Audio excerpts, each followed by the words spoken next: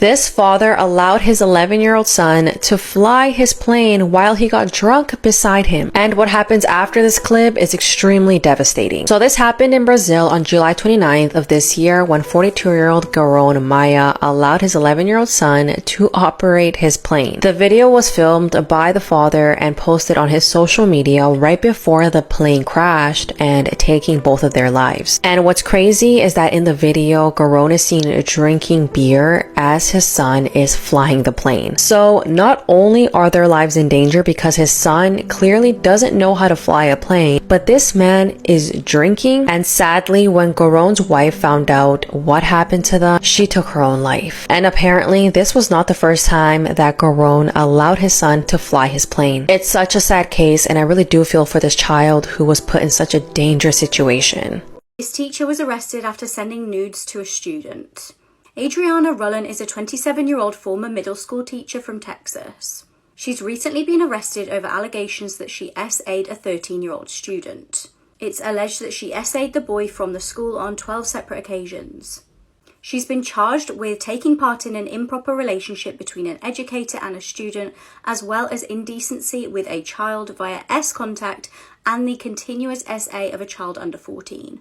The teacher also sent the child inappropriate images of herself in underwear and a bikini. It's reported that the boy's parents noticed that he was receiving money via a Cash App account and they began to get suspicious. The boy's stepdad took a closer look into this and found that the teacher's name was coming up again and again, sending payments to the child. The student had also saved his teacher's name in his phone book with heart emojis. It's believed that currently, while the investigation is ongoing, the school has placed the teacher on leave. I was killed by an indigenous tribe on the world's most dangerous island because I wanted to Christianize it. My name is John Chow, and I was 27 years old. Being a devout Christian, I had wanted to become a missionary since my adolescence and had already undertaken several journeys with the aim of sharing my religion. It was on November 16, 2018, that I decided to travel to North Sentinel Island, which is inhabited by the isolated tribe of the Sentinelese.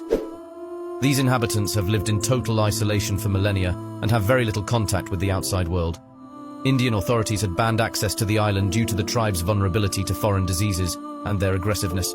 Despite the prohibitions, I decided to pay local fishermen to drop me off near the island, but I had to complete the journey alone in a canoe. As I approached, the tribe began shooting thousands of arrows at me. Once I reached the island, they surrounded me and killed me a few seconds later.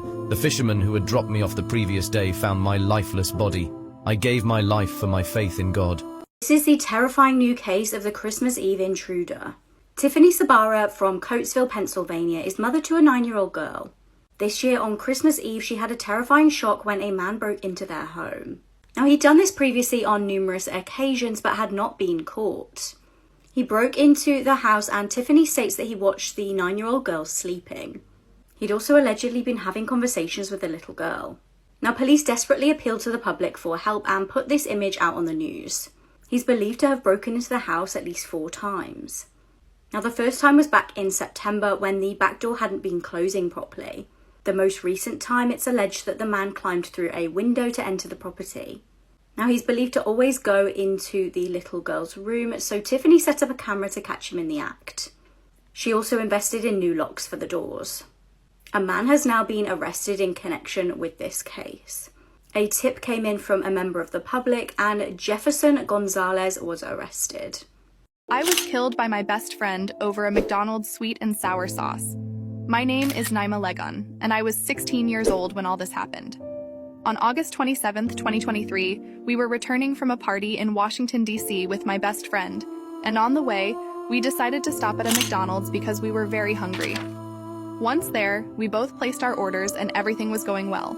We waited to receive our order and then headed to the car. Once inside, she noticed that she was missing a sauce and accused me of stealing it. Very quickly, the atmosphere changed and the situation completely degenerated. She became very violent and we started fighting. Suddenly, I felt a terrible pain in my abdomen and realized that she had just stabbed me. Then she followed with a second stab directly in my chest. I was quickly transported to the hospital but died shortly thereafter. My friend was arrested. She still had the knife she used to stab me, which particularly surprised the investigators. My life was ruined over a simple sweet and sour sauce. while I was supposed to start school a few days later. A 14-year-old has shot and killed his sister over Christmas presents. Abrielle Baldwin was a 23-year-old mother of 2. On Christmas Eve, she was at her nan's house with her brothers, 14-year-old DeMarcus and 15-year-old Darcus. According to reports, an argument broke out over Christmas presents and DeMarcus shot Abrielle in the chest. It's believed she was holding her 11-month-old child at the time. It's reported that DeMarcus was upset that Darcus had received more Christmas presents than him. The other brother, Darcus, then apparently shot DeMarcus with a different firearm and then fled the scene. DeMarcus and Abrielle were rushed to hospital and unfortunately Abrielle passed away. DeMarcus was described as being in a stable condition. Abrielle had 2 sons, a 6-year-old and an 11-month-old, who are now left without a mum. Darcus was taken to a mental health facility and once released he will be moved to a juvenile assessment centre. DeMarcus has been charged with first-degree murder, child abuse and delinquent in possession of a firearm. Darcus has been charged with attempted murder and tampering with evidence. I locked up my 13 children with my husband, depriving them of showers and food, all while pretending on social media that we were a happy family. My name is Louise Turpin, and at the age of 16, I ran away from home with my boyfriend David, who was 23 years old at the time and would later become my husband for the cruel acts we were about to commit against our children. Both of us were very religious, which is why we got married and went on to have a large family of 13 children. As a big family, I started sharing our life on Facebook, and we quickly gained a lot of followers. The truth is, we had locked our 13 children in inhumane conditions, prohibiting them from leaving the house, chaining them to their beds, or only allowing them occasional showers. On January 13th, 2018, one of our daughters, Jordan Turpin, managed to escape from the house in the middle of the night and, with a stolen phone, called the police and told them everything. The police arrived quickly and discovered the horrors we were subjecting our children to. They found them in a terrible state, all malnourished and weak. My husband and I were then sentenced to life imprisonment with the possibility of parole in 25 years. This photo shows 41-year-old Stephen Plattle marrying his 19-year-old daughter Katie, who was pregnant with his child. Katie had been previously given up for adoption after her mother Alyssa realized that Stephen was physically abusing their daughter. But in 2016, Katie, who's now 18 years old, wanted to reconnect with her biological parents and actually ends up moving in with them. But after some time, Alyssa realizes that her husband is acting very differently and is even starting to dress better. She decides to ignore this change in behavior until 2017, when Katie gets pregnant and the father is her father. Alyssa immediately divorces Stephen, and just 2 months later, he and Katie are set to get married and give birth to a baby boy. Both the parents attend the wedding and support the marriage until 2018, when Katie begins to see a different side of Stephen. But when she tries to end the relationship, Stephen suffocates their newborn baby and stuffs him inside of a closet. He then proceeds to shoot both Katie and her adoptive dad before turning the gun on himself. These are videos humans were never meant to see. This video is a simulation of what happened to Alaska Flight 261 following a catastrophic loss of pitch control, killing all 88 people on board. This is real audio footage from the plane going down between the pilots and air traffic control. Just listen to how calm the pilots are. The plane went inverted, meaning it was flying upside down. Alaska 261, we are in a dive here. Alaska 261, signature. We're at a 26,000 feet. We are in a vertical dive. Not a dive yet, but we've lost vertical control of our airplane. Alaska 261, we're at 23.7, request. We got it back under control there. No, Alaska 261, say condition. 261, we're at 24,000 feet. Kind of stabilized. It's blowing here, and we're going to do a little troubleshooting. Can you give me a block between 20 and 25? Alaska 261, maintain block altitude by level 200 through by level 250. Alaska 261, we'll take that block. We'll be monitoring for you. Alaska 261, you over here with me? Yes, sir. Plane inverted, sir. And he just hit the water. Yes, sir. He hit the water. He's down. Okay. I was found dead with no organs, and the Spanish authorities ruled it a suicide to cover it up. My name is Loic Goudard. I'm a young Frenchman, 19 years old in 2018 when all this happened. I was full of life and eager to go on vacation with my friends to Magaluf, Spain, a famous party destination. It was the first time I'd gone on vacation without my parents, and I was ready to experience an unforgettable moment. When I arrived, I texted my parents to reassure them that I'd arrived safely and that everything was fine. The next morning, they received a call telling them that I had passed away. According to the Spanish authorities, I had jumped from the 7th floor of a hotel that wasn't even mine. Suicide, they say. But there are several things wrong with this story. First of all, I had no reason to end my life. I was happy. I had my whole life ahead of me. Then, a suspicious withdrawal of Euro 150 was made from my account a few hours before my death. After my death, my body was repatriated to France for an autopsy. The doctors made a horrible discovery. My spleen, heart, kidneys, and part of my spine were missing. I had been drained of my organs. Magaluf is known as a destination of excess, where tragedies abound. Several tourists have lost their lives on the very first day, and each time the investigation has concluded that it was suicide or an accident. My death is shrouded in mystery and unanswered questions, and as long as these questions remain, my family and I will never find peace. These are videos humans were never meant to see. The video I'm about to show you shows what happens to you when you're exposed to radiation for too long, which would then leave behind your shadow, but that's not the scary part about the video. The scary part is the man in the video who did this experiment died 3 days later from radiation poisoning.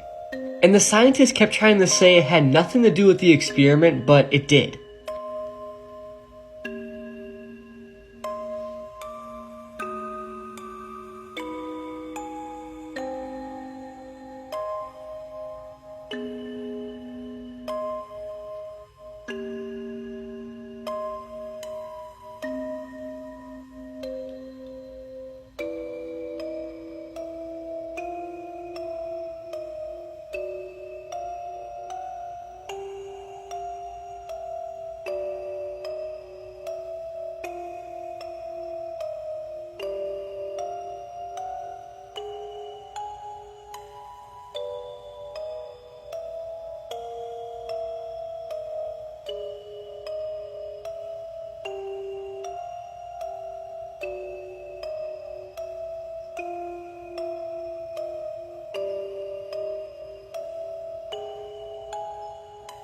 This case will put you off ever going on a cable car again. The cable car pictured is an aerial tramway in Italy. The construction on the car originally started in 1967 and the cables were replaced from 2014 until 2016. Daily and weekly checks had apparently been carried out as per protocol. However, the cable car was inactive due to lockdown restrictions until 26th of April 2021. It was initially designed for carrying up to 47 people. There were precautions in place, however, when it reopened. On the 23rd of May 2021, 15 people were on board. At 12:22 p.m, the cable car was going up the line when the cable snapped. The car flew downhill and smashed into a pylon. It then fell around 180 foot in front of horrified hikers. People inside the cabin were thrown out due to the impact. Tragically, 13 people were killed in the horrific incident. 2 children were airlifted to hospital and sadly 1 passed away from a cardiac arrest. On the 26th of May, 3 employees of the cable car company were arrested. Police claim that they had deactivated the automatic emergency brake due to a malfunction. It was found that if the emergency brake had actually been working, it would have held the cabin in place after the cable had snapped. It could have therefore prevented the tragedy. The operations manager admitted later on that the emergency brake had been adjusted. According to experts, the cable had rusted, and this showed that the company had neglected to do the proper checks to ensure maintenance. The employees were released from prison and 2 were found not culpable. The other was given house arrest for 6 months. This man was cooked to death in a sauna, and this has to be one of the worst ways somebody has ever died. January 2015 in Miami, Florida, a 68-year-old man named Dennis Antiporic left a note for his family saying that he was going to the sauna in the community condominiums. Dennis consistently used the sauna to treat his chronic medical conditions, so once he got in there, he cranked up the heat and sat down in one of the seating areas to relax. But this is where things went completely wrong. The timer inside the sauna was broken and the heating coil was malfunctioning. causing the temperature to rise extremely quickly to very unsafe levels. And because of extremely hot temperatures, Dennis collapsed and was unable to escape the sauna. After a few hours, his family realized that Dennis still hasn't returned. So his daughter Laura went down to the sauna to check on her father. Upon entering the sauna, she mistook her father for a dark-skinned man, so she exited the sauna, and it wasn't until she found her father's clothes on the counter that she realized the dark-skinned man is actually her father. She then immediately called for help, but it was already too late. Dennis passed away from asphyxiation, and according to his family, his skin was completely broiled as if it was like jerky. His daughter is even quoted saying, "I found someone that was so burnt beyond recognition. His face felt worse than a dried piece of beef jerky." This is just extremely scary because I know a lot of us use the sauna, and just imagine this happening to you. Luckily, I couldn't find any photos of the burnt body, and that's for the best. Don't go searching for the picture because I doubt you could find it because I didn't. But yeah, this death is absolutely horrible, and may Dennis rest in peace. This woman's Fitbit helped to solve her murder. Michaela McVilla was just 21 years old and living in St. Johnsville, New York. On the 25th of September 2018, she left her shop job just after midnight. Unnervingly, Michaela never came home that night. Then there was a worrying discovery. On the 27th, her phone was found on Mill Road. It looked like it had just been thrown out of a car. The police took a look through the phone to find some evidence and found a number that her final call had been made to. The number belonged to 45-year-old Daniel Nellis. She had called him just after midnight after leaving work. Investigators decided to bring him in for questioning, and when they did so, they found something alarming. He had clear scratch marks on his arms.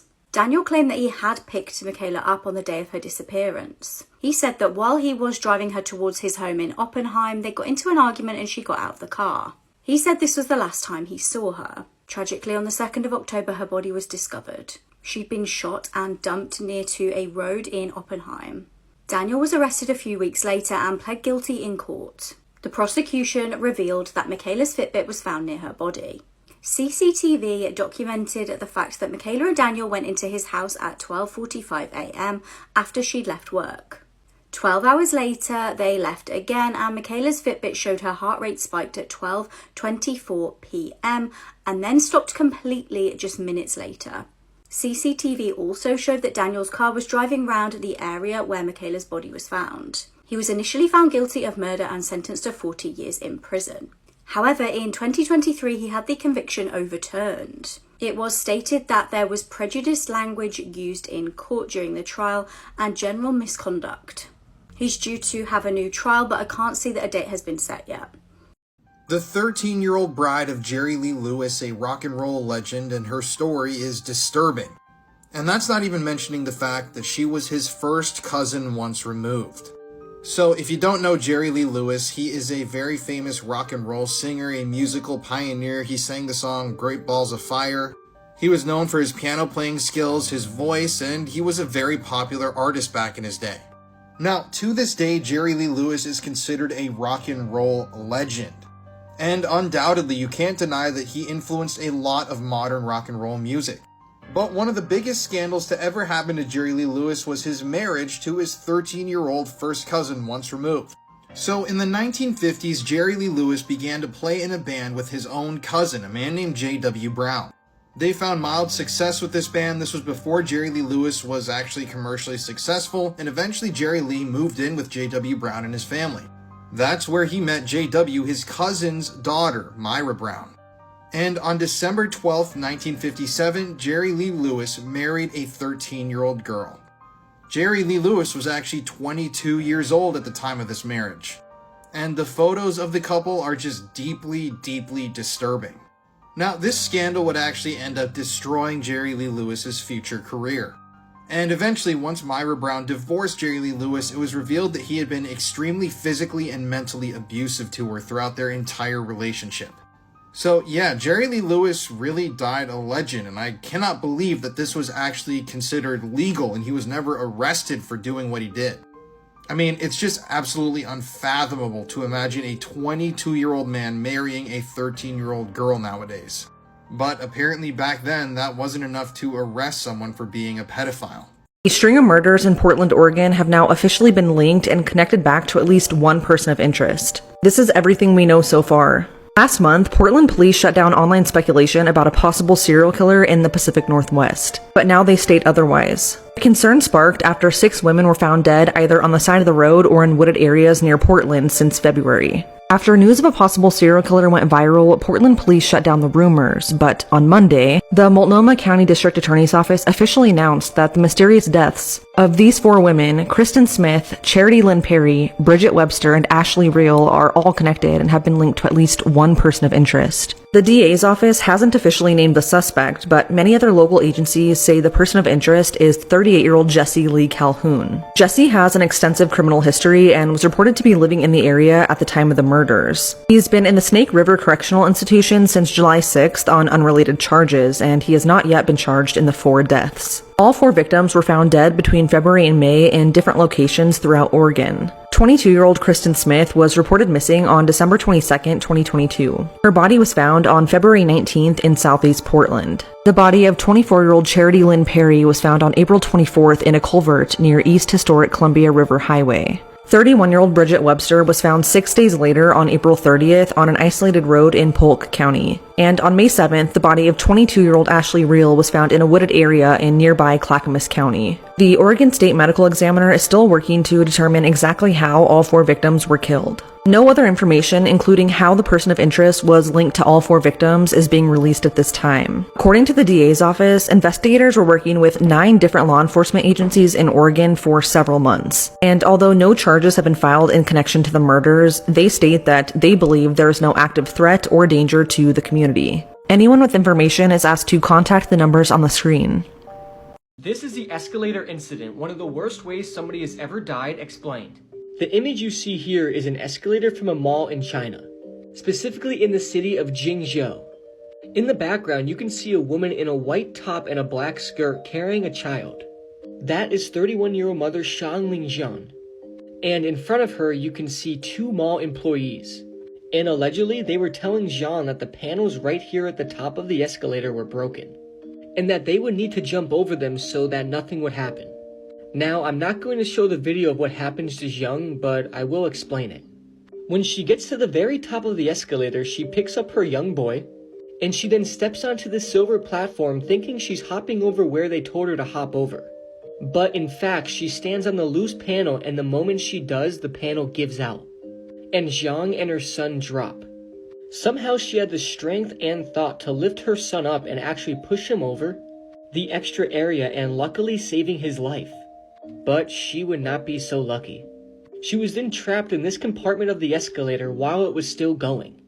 So what happened was, when she fell in, the escalator basically just sucked her up, and she essentially became entangled in the escalator itself.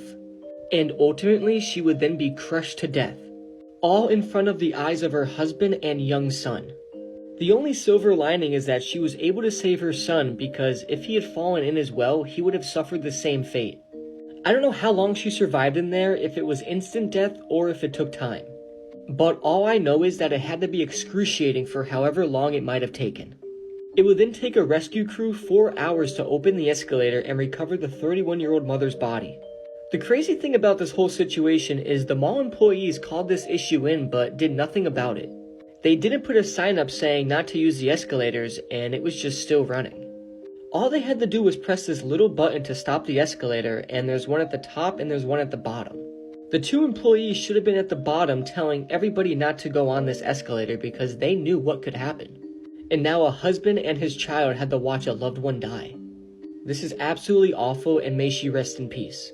What's one true crime case that keeps you up at night? Mine is the disappearance of Patricia Lee Otto, and I went down the rabbit hole with this case. On August 31st, 1976, 24-year-old Patty Otto returned to her home in Lewiston, Idaho with her 2 young daughters after an evening business class. She tucked them into bed in the basement, and then she was greeted by her husband, Ralph. Patty's class went late that night, and it upset Ralph. It made him think that she was out cheating, so an argument broke out. Ralph was pretty controlling and abusive, and he was also an alcoholic. Their 3-year-old daughter Suzanne woke up to the commotion and snuck upstairs, and the last thing she saw was her dad strangling her mom, who was wearing red pants and a white shirt, before Patty was dragged out of sight. And that was the last time anybody saw Patty, as she mysteriously disappeared that night. A few months into the investigation, Ralph was reportedly annoyed with being bothered, so he hired a contract killer to murder the lead investigator in his wife's disappearance. But this contract killer was actually an undercover cop, so instead, Ralph was arrested and sentenced to 5 years in prison. Fast forward 2 years into Patty's disappearance. A woman's body was found in a shallow grave in the woods near Elgin, Oregon by a father and son who were out elk hunting. The woman, who became known as the Finley Creek Jane Doe, fit Patty's description to a T, right down to the red pants and the white blouse that Patty was last seen wearing. But before anybody could make a connection, Oregon State closed Finley Creek Jane Doe's case, even though it was an unsolved homicide, and had her remains destroyed. They were then transferred to a different funeral home and never returned, and they've since been deemed lost. By the time Patty's daughter Suzanne learned about this, it was 2 years ago, and she only found out because she stumbled across the composite sketch of the Finley Creek Jane Doe online and realized that it looked identical to her and her mom. Her father, Ralph, was the prime suspect in Patty's disappearance, but he died in 1983, taking all of his secrets to the grave. There's a lot more to this case that I couldn't fit into one TikTok video, so if you want to learn more and if you want to hear directly from Suzanne, I interviewed her for the first episode of my podcast. Please help spread awareness, and even if you don't want to listen, just share this wherever you can. Patty was silenced in 1976, and she deserves justice. This entire family was murdered in 2014, and still to this day nobody knows who killed them. This is the Chen family from Guilderland, New York. On October 8, 2014, the father in the Cheng family, Jin Feng, failed to show up for work at a nearby Chinese restaurant. That day, one of his co-workers, alarmed, went over to the Cheng household to check on him. That's when he discovered the bodies of all 4 family members. Killed in the massacre were 10-year-old Anthony and 7-year-old Eddie, along with 39-year-old Jin Feng and his 38-year-old wife, Hai-Yan Li. Jin Feng's body was found downstairs, while his wife and children's bodies were found upstairs, covered in blankets. The autopsies eventually determined that they had been stabbed and bludgeoned with a hammer. And according to some of the investigators who handled this crime scene, it was extremely gruesome. According to the autopsies, the family had been killed somewhere between 3:30 and 6:30 a.m. that day. And even though there was DNA evidence collected at the scene, it has never been matched to a perpetrator. But who would want to kill this family? Well, a number of theories have emerged after the massacre. Well, some theories state that the Chens may have been involved in some sort of illegal activity. These activities possibly being illegal gambling, human trafficking, and even money laundering through a restaurant they used to own. Now, according to some newspaper reports that came out after the murders, the New York Police Department had allegedly been investigating Jinfeng Cheng, the father, because he had been involved with some sketchy things, including paying undocumented Chinese immigrants in cash that was unrecorded. It was also reported in a newspaper after the killings that the police had found 18 mattresses in the basement of the Chen family home, meaning that it was more than likely that the family had been involved in trafficking undocumented workers. Police also looked at a possible connection between these murders and another massacre that occurred in Mississippi in 2011. In the Mississippi case, a Chinese immigrant family was slaughtered in their home, and they were all involved in running the same family restaurant. Investigators in that case believe that the 3 people were slaughtered by an assassin dispatched from New York City. But yeah, even though they have gotten thousands and thousands of tips over the years, the investigators have DNA evidence, and you really would imagine that this murder spree would have been solved by now. The 2014 Chen family killings remain unsolved, and the mass killer behind these gruesome murders walks free today. This woman was just shot and killed by her estranged husband in front of their daughter just 2 days after getting a restraining order against him. This is a story that I've seen too many times before. This is Teresa Cachuela. She was a business owner and lifestyle influencer who was married to Jason Cachuela for 11 years, but she had recently filed for divorce. The two had been having problems for a while, and Teresa even told family members that she was being abused, and she was actively getting help from domestic violence agencies. On December 8th of this year, Teresa finally filed for a temporary restraining order against against Jason after he threatened to kill himself in front of her and their kids. After this, he broke into her house and hid in her garage, which is what prompted her to file that restraining order. On December 20th, it was granted, but just 2 days later, Teresa would be killed. On December 22nd, Teresa, along with her 8-year-old daughter, were meeting her mom for lunch near a mall in Hawaii to pick up some Christmas presents. This is when Jason approached them in the parking lot and fatally shot Teresa in front of her 8-year-old daughter. He then fled the scene, and his body was later found by authorities after ending his own life. According to Teresa's mom, Jason was always very controlling and had threatened to kill her multiple times in the past, even going so far as to pull a gun on her multiple times. Teresa tried to get help from authorities on several occasions, but they never took her seriously enough, and they never once arrested Jason, despite knowing about the threats that he was making and the fact that he owned several guns. He was also stalking her using a GPS tracking device that he planted in her car and installed on her cell phone. When she did finally receive some help with the restraining order, both agreed to a 1-year protection order where Jason was only allowed to see the children, and as a stipulation, he had to surrender all of his firearms. But this would prove to be useless, as it almost always is. Time and time again, we hear these stories of women pleading for help, and it's only after something horrible happens that authorities step in. In the restraining order, Teresa stated, quote, "I'm doing this to protect myself, my children, and to hopefully get him the help he needs," end quote. Teresa leaves behind 5 children. She was described as a selfless mother, entrepreneur, and an advocate for empowering women. She was an influencer with about 20,000 followers on Instagram, and she also owned a lash business, eventually going on to open her own beauty shop where she offered free makeup services to those in need. Overall, she was described as a very supportive person with a humble soul. A woman she met at the courthouse the day she went in to file her restraining order, who was also there for domestic violence issues, said that Teresa gathered all of the women around and offered words of wisdom to them. She said how they all have to be strong and do this not only for themselves, but for their babies. This is such a senseless tragedy that just did not need to happen. I've attached a GoFundMe in my bio for Teresa's family to help with funeral costs and to help with funds for her children that now have to live a life without their mom. Please consider sharing her story. These are the most terrifying things people ever experience on a flight. Up first is a story by somebody named Nitin. And they said, on a red-eye flight, everyone was asleep, but I can't sleep on planes. A few rows behind me, a girl started screaming, "Mama, Mama." The flight attendants walked over, then ran back. Then ran over again holding a defibrillator. They then walked the hysterical girl, who looked to be a teenager, to the front of the plane. Then walked back with blankets. When the plane landed, no one was allowed to move. A stretcher came on board and wheeled the blanket-covered body out. The sobbing girl followed behind. I can't imagine losing a parent on a flight with nowhere to go and no way to contact anyone else for help, surrounded by nosy strangers in tight quarters. This story is absolutely terrifying, but just wait for the next one. This next story is by someone by Low Beams, and they say, just after takeoff from Ixtapa, Mexico, we were climbing out over the ocean at about 1,000 feet when I looked out my window. Headed directly at me about 500 feet away was a twin-engine Beechcraft. I would guess it was 3 to 4 seconds from impact. Fortunately, the pilot of the aircraft saw us and pulled up sharply just in time, missing us by maybe 25 feet. My wife, who's deathly afraid of flying, asked me, "What was that?" I said nothing and pretended nothing had happened until we were on the ground in the US. Then I told her. Without question, if that pilot had pulled up even a second or two later, everyone on board both planes would have been dead. Could you imagine being on either one of these planes and witnessing this? It would have been one of the worst plane disasters in history. Finally is a story by Batakan, and they say, I was 16 and flying alone from Istanbul, Turkey to Seattle, USA, to visit my sister who had left Turkey early to go to school in the US. During the second leg of the flight from London to Seattle, I developed a urinary tract infection. It kept getting worse and worse. I spent the whole 10 hours flying having to pee urgently, going to the bathroom every 10 minutes, disrupting the poor passenger next to me, getting one drop out, and crying on the toilet. I started passing clots of blood out of my urethra, which was excruciating.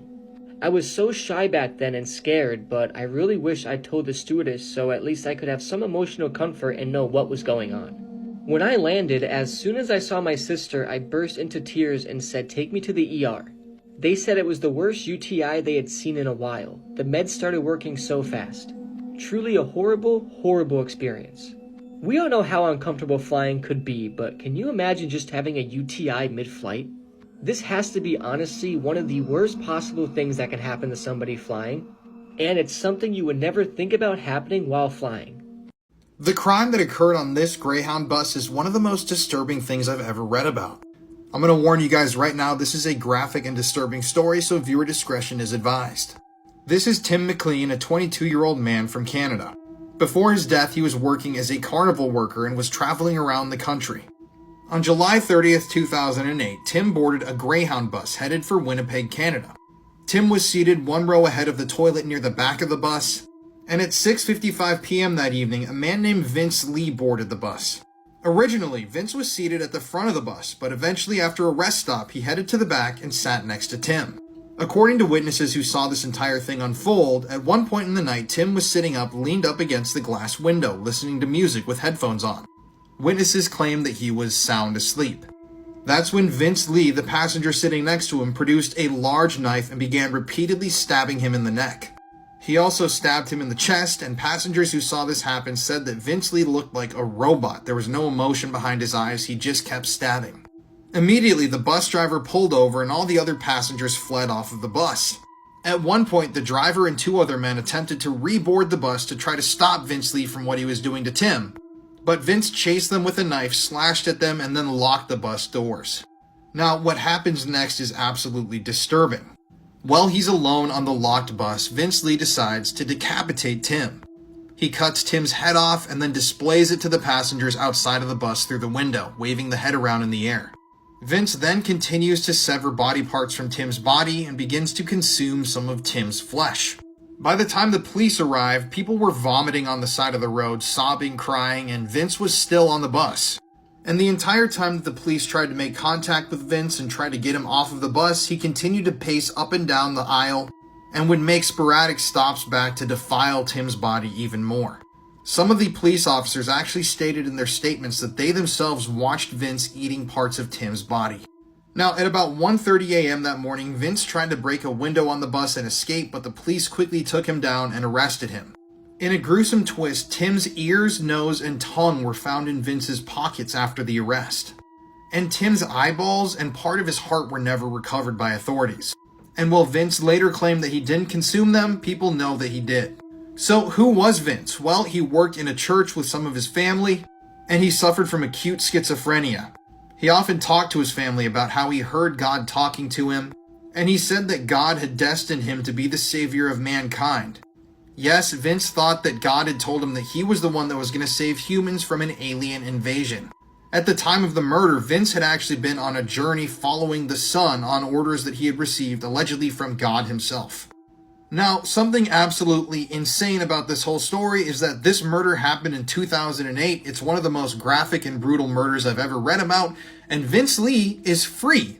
Yes, Vince Lee is actually out walking the streets of Canada today. Vince actually wasn't given a life sentence, and he was actually found not responsible on account of mental disorder, meaning he wasn't going to be held criminally liable for the murder because of his mental health condition. Then in 2017, less than 10 years after that graphic, brutal murder, Vince Lee was released back into the general population of Canada, where he is today. This story is just absolutely horrific. And following the murder, Greyhound, the company that ran the bus that the murder occurred on, had to pull a series of ads from across the country of Canada that they were running at the time.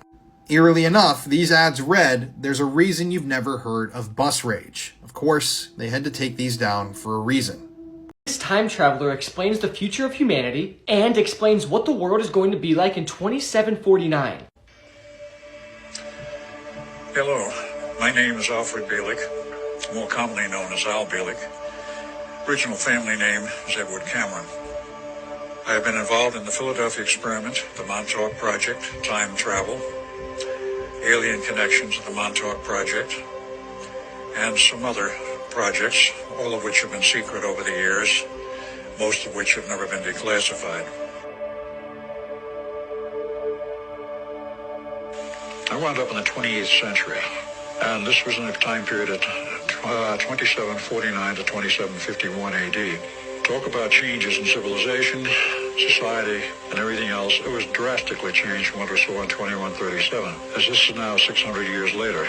The cities were enormous, the cities were beautiful, They had ground-based cities, much as we have always had them, but they also had something else, floating cities. Floating cities, due to anti-gravity techniques being perfected sufficiently that they could float an entire city, which was perhaps not as large as any of our current cities. It was round, or very nearly round, but it floated on this platform, and they could move the city any place they wanted, remaining floating in the air, 4,000 or 5,000 feet above the ground, perhaps, or a little less, depending on what they wanted. But the size of the city was vertical rather than horizontal, 2,200 stories high. That's about 2.5 miles. The cities could move anywhere on the planet. Basically, they stayed hovering and floating. If they didn't like a particular location, they moved somewhere else.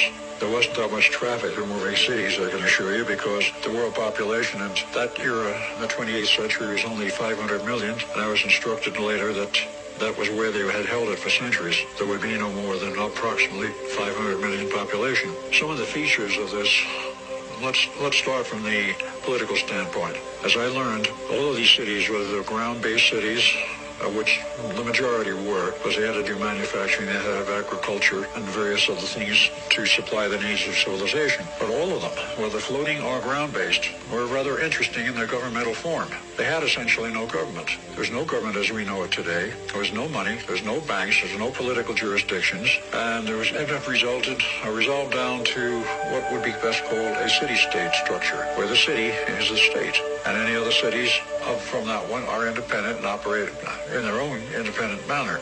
So that was the major change there. There was no elected government, there was no appointed government, there was no government as we had ever seen it in the past. As I found out, each city was run by an intelligent computer, synthetic intelligence.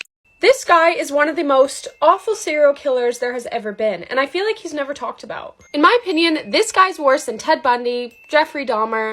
Hi Meg, I talk about true crime. Let's get into the story of the Butcher, the worst serial killer Canada has ever seen. Robert Pickton was born October 24th, 1949, in British Columbia, Canada. Robert had quite a bad upbringing. His dad was very abusive. He actually grew up on a pig farm. From a really young age, him and his brother had to work countless hours on this pig farm, and then they were forced to go straight to school without taking a shower or anything. Because he was showing up to school unwashed, Robert started getting bullied, and they gave him the nickname Stinky Piggy. As Robert grew older, he was said to be very quiet, but he apparently sometimes had these weird bursts of bizarre behavior.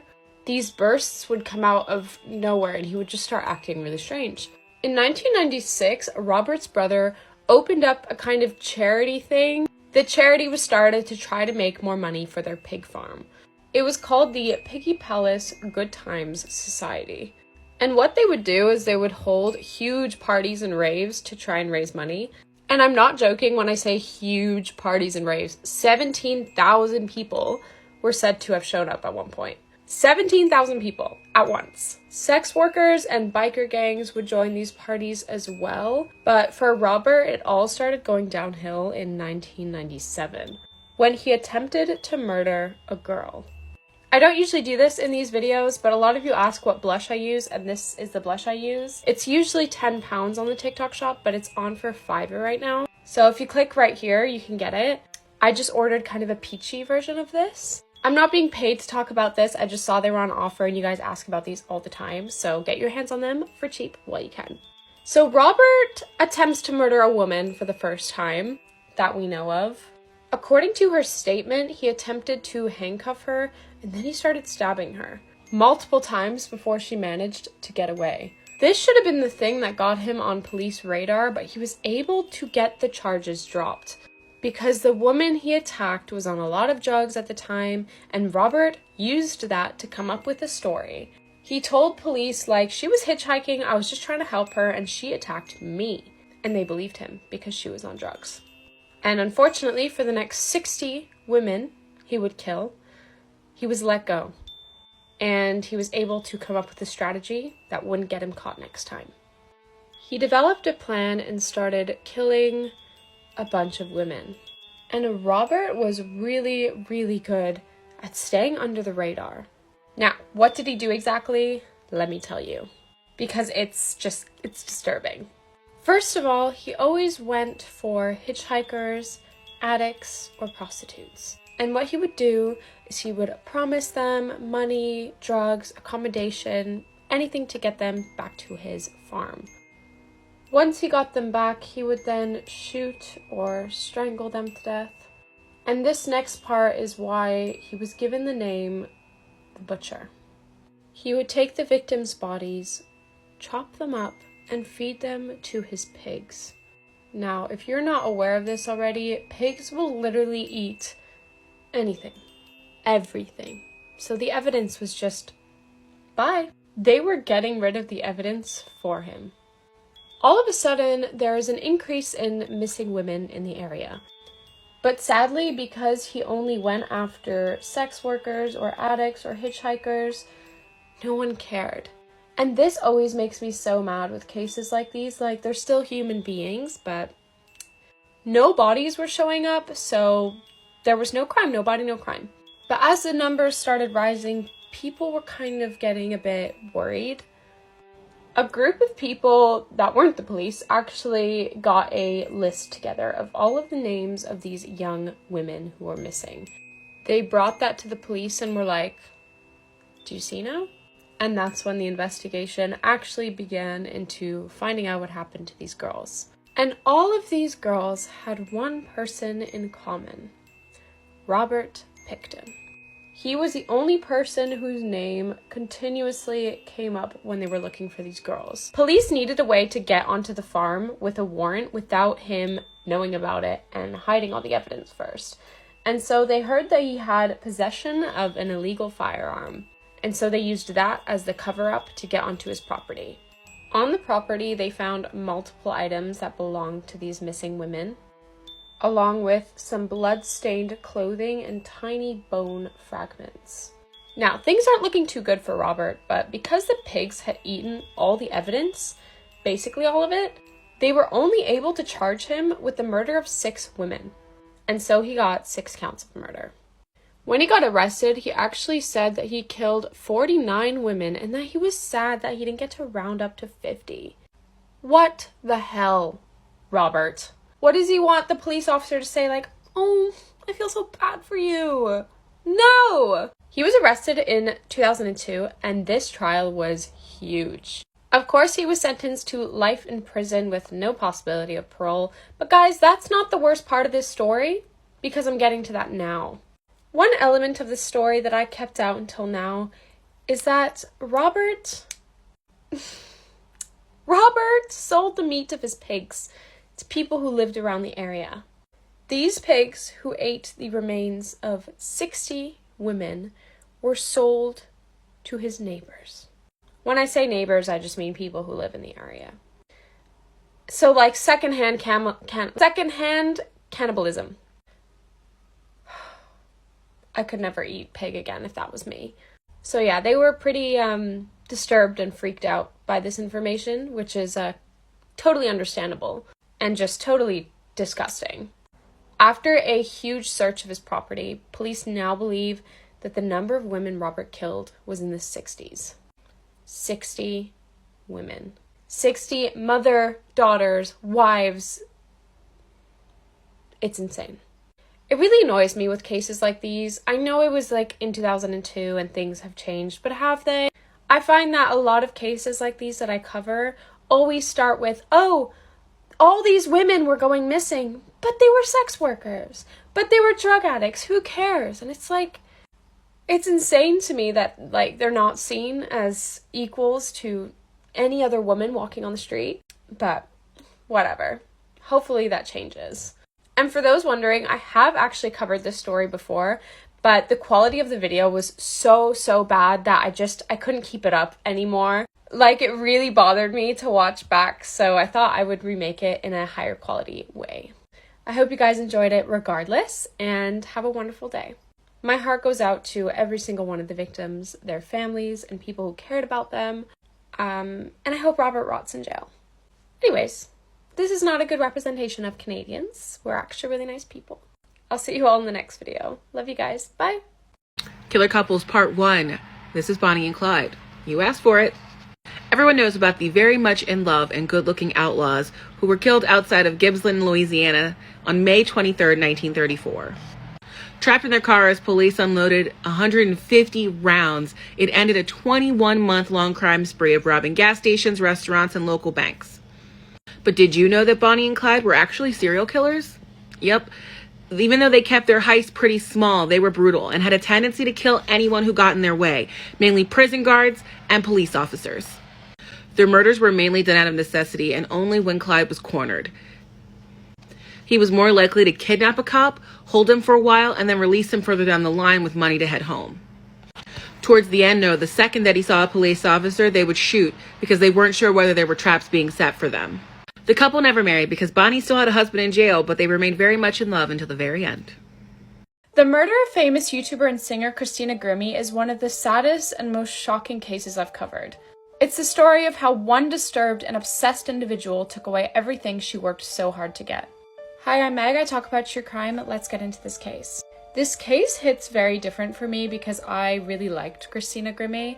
It was really hard to go back and watch all those videos, so let's get into it. Christina Grimmie was born in New Jersey in 1994. She absolutely loved to sing from a very young age. In 2009, when she was only 15, she posted her very first cover onto YouTube. Hi, I'm going to be singing I Don't Want to Be Torn by Hannah Montana, under the username ZeldaxLove64. Little did she know that YouTube channel would absolutely change her life. Her first video that really went kind of viral was her cover of Party in the USA by Miley Cyrus. This was also in 2009, so her first year on YouTube. Christina was extremely talented, and the thing people really loved about her was how she added her own twist onto every cover that she did. She always managed to make her covers really unique. She slowly started getting more and more recognition, and in 2011, she started singing backup for Selena Gomez. She would even end up touring with Selena. June of 2011, she released an EP called Find Me, and it hit number 35 on the US Billboard 200. She was eventually on Ellen, her songs were being released on Radio Disney. Selena Gomez was her mentor. In 2012, she decided to move to LA to really focus on her career.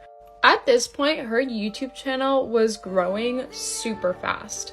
She had grown to 2 million subscribers, 375 million views on her channel, and she was collaborating with a lot of other YouTubers and famous celebrities. The thing I really loved about Christina when I used to watch her was her energy. I always felt like you could tell she was a really kind person. I just want to inspire people and be successful and make people happy, you know? She really cared about everyone individually, which just makes everything in this case that much more heartbreaking. People loved Christina, and I think it was for the same reason that I did. She just seemed really genuine and caring. In 2014, she was on season 6 of The Voice. To this day, it's my favorite audition on any singing show ever.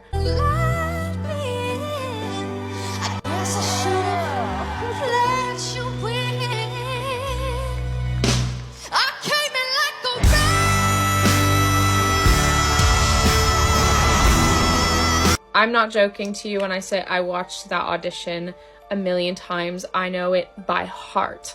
She performed Miley Cyrus's Wrecking Ball and blew everybody away, including me. All the judges obviously turned around for her.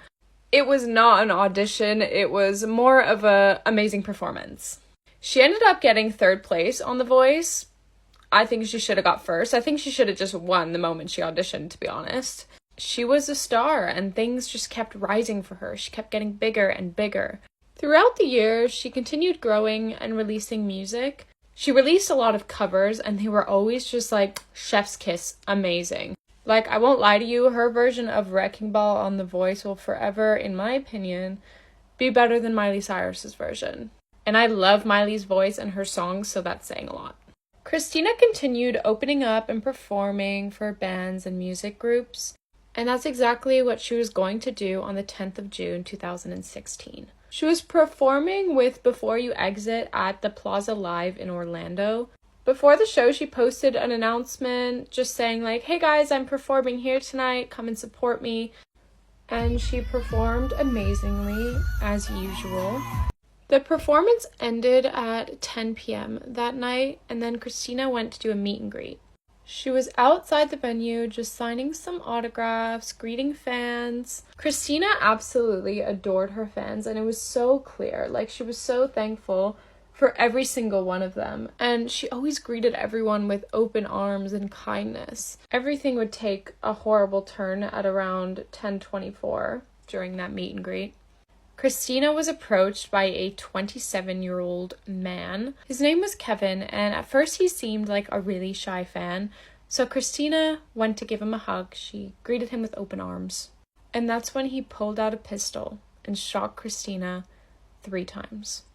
Kevin immediately started running off, and Christina's brother was actually there, and so he tackled Kevin to the ground. Kevin briefly got away, but he then took the gun and took his own life with the gun. Christina fell to the ground in front of her brother, her fans, and she was bleeding quite severely from the head. Christina was pronounced dead at 11 p.m. at the hospital that same night. She was shot once in the head and twice in the chest, and her entire promising future was taken away in a second. Let's talk a bit about Kevin now and why he did what he did. According to the police, that night, Kevin traveled with 2 guns, 2 magazines full of ammo, and a very large hunting knife. There were no metal detectors at the venue where the concert happened. Kevin didn't have any record of mental illness that they knew of, but he apparently had a very unrealistic and unhealthy obsession with Christina Grimmie. He was completely infatuated with her. He even tried to change his appearance to be more attractive for her. He lost weight, he got his teeth whitened, he got a hair transplant, and so much more. It was an extremely intense fixation and obsession. It's believed that Kevin killed Christina with the motive of, if I can't have you, nobody will. In his mind, he possessed her by taking her life. And apparently right before that night, he told people that he was tired and ready to ascend. Christina's death was a horrific tragedy. It was heartbreaking for everybody who knew her, her family, her fans, the entire YouTube community. If you were like me and watched a lot of YouTube in 2016, it was very different to how it is now. It was very close-knit, and the entire online community mourned her. It was truly devastating. Selena even paid tribute to Christina at one of her concerts. Here's that video. One thing about Christina and her family is that she holds her faith so closely to her. And I don't really understand how this really happened, but I would like to dedicate this next song to her. I find it really hard to watch that video and not cry. A lot of lawsuits and changes came after Christina's death. Venues were made to be a lot more strict when it came to security, as they should be. There should have never not been a metal detector at that venue. Christina Grimmie's family created the Christina Grimmie Foundation. Its purpose was to help victims who have suffered from gun violence. I feel like this story is pretty unknown, so I just wanted to share her legacy and voice because it should be heard by everyone. It's also very strange for me because when this happened, I was only 16, but now I'm 23. She was 22 when she died. It feels really strange. She was only 22 years old. She was so successful. She would have made it so far. And it was all taken away in a matter of minutes because someone was infatuated with her, obsessed to an unhealthy level. And that is the tragic case of Christina Grimmie. If you take anything away from this video, go check out her voice audition. It's unbelievable. It's horrible to think that if the security had just been better, she would literally be here right now. She would have made it so far. That's all for today. If you enjoy true crime videos, I've got a whole playlist down here with over 100 videos, so go crazy. I'll see you on the next video. Thanks for watching. Bye! You will not believe this insane plot twist. In 2008, Carolyn Watson and Julian Butchwald were a young religious couple. They were living in Melbourne, Australia, and had been together around 2 years. Julian was driving the pair to a picnic date in the car, but he actually stopped the car suddenly, noticing an animal on the side of the road. Suddenly, something horrific happened. Carolyn's vision went completely black after being blindfolded by a terrifying masked man. All she could work out was she was being stripped off and thrown into a vehicle. The car finally stopped and she took her blindfold off, and she was really relieved to see that her boyfriend was by her side. He'd also been stripped off and the couple were completely in the middle of nowhere. The pair managed to untie themselves, but were having to just wander around aimlessly for a week, trying to find safety. Meanwhile, police were desperately searching for the couple. Family and friends were really concerned, and they knew how out of character this was for the pair to go missing. They sent out air and water search teams, but just couldn't locate the couple. As the missing pair were very religious, they'd actually vowed to be celibate until marriage, but Julian started to suggest that it might be a good idea to break this celibacy in order to keep them warm. Finally, a local farmer found the couple and alerted police. However, they quickly found that the story didn't really add up. Julian soon confessed to police that he'd actually made the whole thing up and he'd staged the kidnapping. His motive was purely to try and get his girlfriend to break their vow of celibacy.